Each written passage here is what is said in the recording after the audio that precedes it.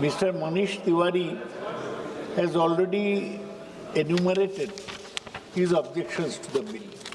My main objection to this bill is that it seeks to dilute the corporate social responsibility. It says providing further relaxations of small companies by providing exemption from mandatory CSR requirements, one. And then it also says relaxations in CSR requirement through revision of eligibility thresholds. Sir, you may know that when the Companies Act was placed in the new form in 2013, and after that 4 or 5 amendments have been made, this was one of the most welcome measures. That is corporate social responsibility, where companies would pay 2% of their profit for social purposes. Now, this bill seeks to dilute that provision altogether. So the other thing the government is doing is strange. When Mr. Arun Jaitley was finance minister, he used to add a clause of imprisonment to every violation of Companies Act. Now the government is working in the reverse direction. It says that we are doing ease of business. That's why we want to decriminalize certain offences, like it says, decriminalization of various procedural defaults under the Companies Act and LLP Act by replacing criminal provision with civil penalties. I'd like to know from the Honourable Minister what his approach is. They want to decriminalize all corporate offences, or they want to make them strict. In this case, their violations will be washed over, people will pay a fine and get rid of this. I do not think that there is need for such a voluminous bill to amend the corporate laws. Many other things that Mr. Manish Tewari has mentioned, like strengthening the national role of National Financial Report Authority, these are inconsequential. Basically, it was not necessary to bring this bill. I do not know why this has been brought and why corporate social responsibility is being diluted, why offences are being decriminalized. Hoping that he will not. Thank you, Honourable Speaker, sir. In pursuance of Rule number 72 of the Rules, Procedure and Conduct of the Business in Lok Sabha, I rise here to oppose the introduction of the Corporate Laws Amendment Bill 2026 on the following ground. First, I would also like to reiterate the same points as raised by our Honourable Member Saukat Arai. The bill leaves several substantive matters, including exemptions from corporate social responsibility compliance, auditor appointment requirements, classes of companies, regulatory standards and procedural norms to be prescribed later through rules or regulations, resulting in legislative abdication and reduced parliamentary oversight. My second point is concentration of regulatory powers and weak institutional independence, sir.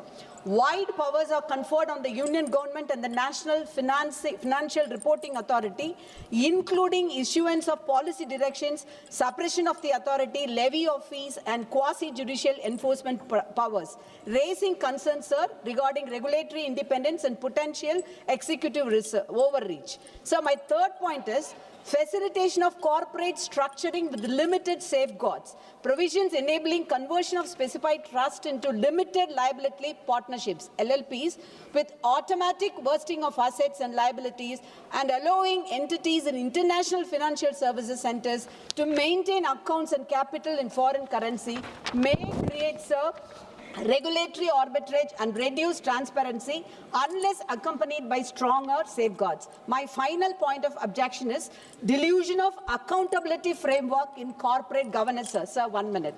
Relaxation relating to electronic-only communication, sir.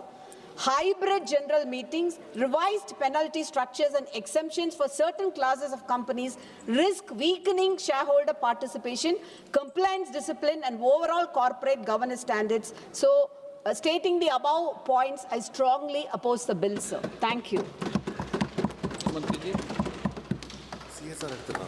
Sir, I first of all want to respond to the members before I request you for the next suggestion from my side. So the points at large being mentioned by various members, some spoke and some did not, are a total of 10. But I will just give brief response to each one of them, sir.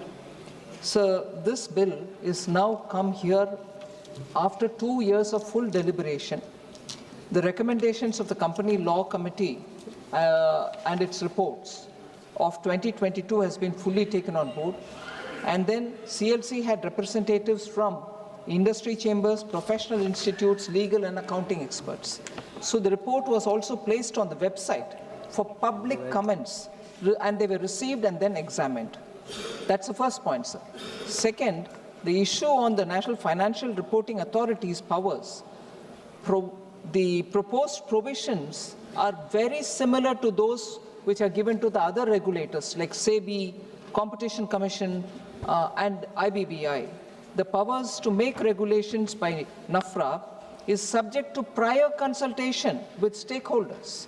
Further, each regulation after it is made is to be laid down before both the houses, Lok Sabha and Rajya Sabha, for a period of 30 days, and modifications, if any, are included in the revised regulations.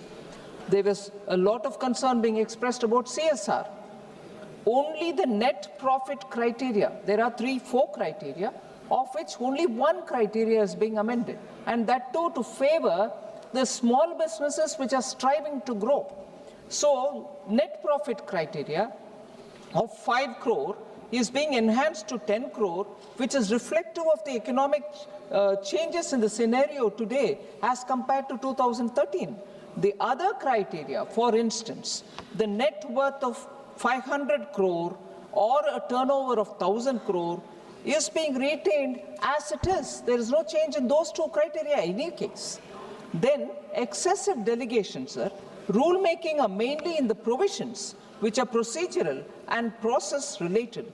Rulemaking is also subject to parliamentary oversight.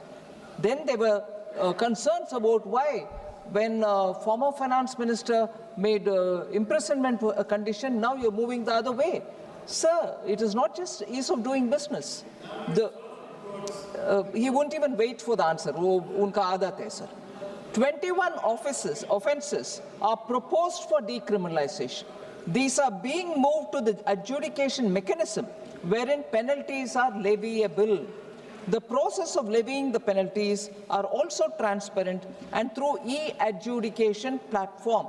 Discretion of the concerned officers has been totally done away with. Is it not in favor of removing corruption, removing people rent-seeking in system? IFSCA related. The proposed amendment will only attract more investments into IFSCA. Corporate governance is going to be facilitated. Electronic VC meetings will in fact increase shareholders to participate better. The buyback provisions are also being relaxed, of course with safeguards, so that only for selected class of companies it will be benefiting. And finally, sir, the provisions for small companies. Proposed amendments are a step forward towards easing companies' burdens and will help formalize and greater formalization of MSMEs. And that is why we've come up with these amendments. And I would like you to also allow me to.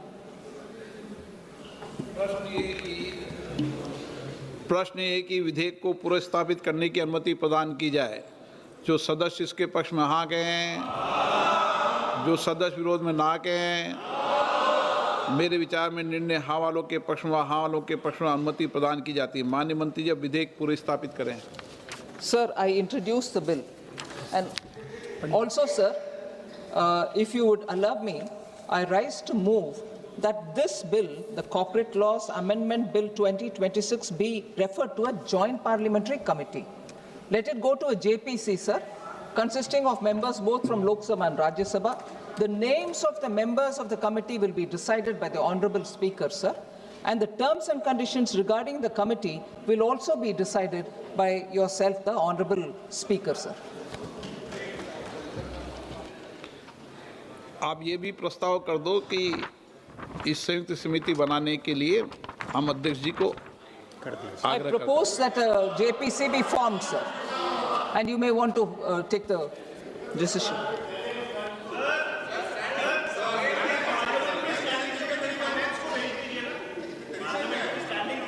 Parliamentary standing committees है, आपने बनाई है, वो एक स्थायी mechanism है, parliamentary standing committee of finance. उसमें ये बिल बढ़ा है तो माननीय गृह मंत्री जी बोल रहे हैं। पर दसा विपक्ष को क्या हुआ है? इन्होंने डिमांड ही नहीं की कमेटी को देने की। जब मंत्री महोदया स्वयं कमेटी को दे रही कि ये नहीं ये दो, ये नहीं ये दो।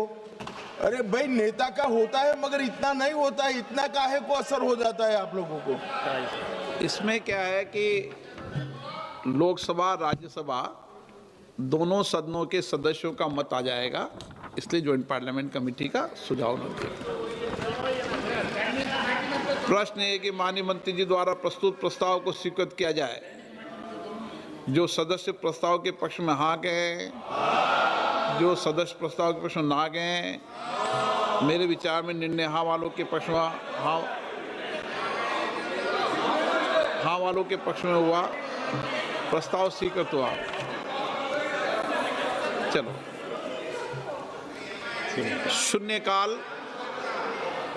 शून्यकाल मुझे इंद्रांश सुबा जी का नोटिस मिला है, कुछ बोलना चाहते हैं आप? इंद्रांश सुबा।